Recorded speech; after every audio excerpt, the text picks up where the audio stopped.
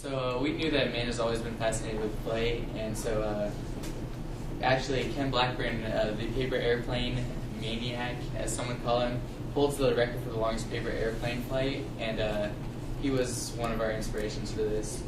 There are many variables involved in flight, and we chose the a variable such as weight distribution to test.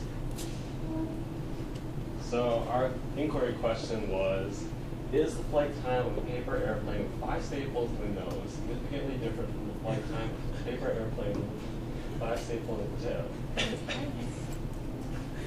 So we folded 2 paper airplanes and put staples in the nose of one and the tail of the other, and then we massed each, and each had the same mass. And then we did 20 trials with each plane and measured the length of time that each plane was in the air in seconds. And we tried to keep the tests as constant as possible by throwing them from the same point at the same angle, and then we performed descriptive statistics, an F test, and 2 sample t-tests on Excel. And these were the instructions that we used to follow. Alright, so these are results. This is just a table of each of our trials. And there are descriptive statistics. Yeah, so this is a graph of the means of our flight times. So clearly it appears there is a large difference between the first graph on the left is where we have weight in the nose, and the second one is where we have weight in the tail. So yeah, there's quite a big difference between the two. And also, if you notice, the error bars we have on our graphs are really small. So you did a good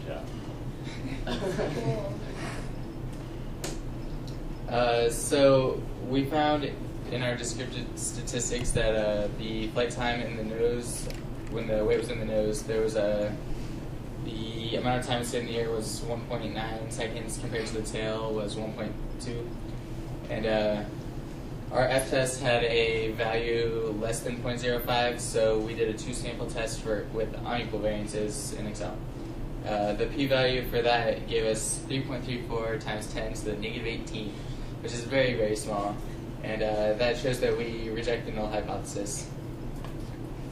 And the previous studies showed that more stability came when the center of gravity was closer to the front of the paper airplane as opposed to in the back, and our study confirmed this.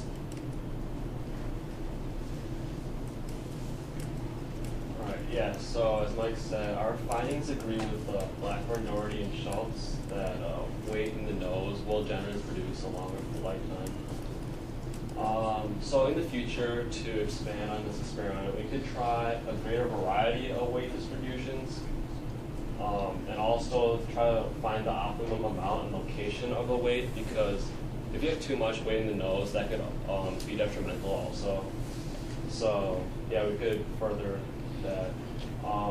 Also, it would be probably good to compare flight time with an unaltered paper airplane, just one without any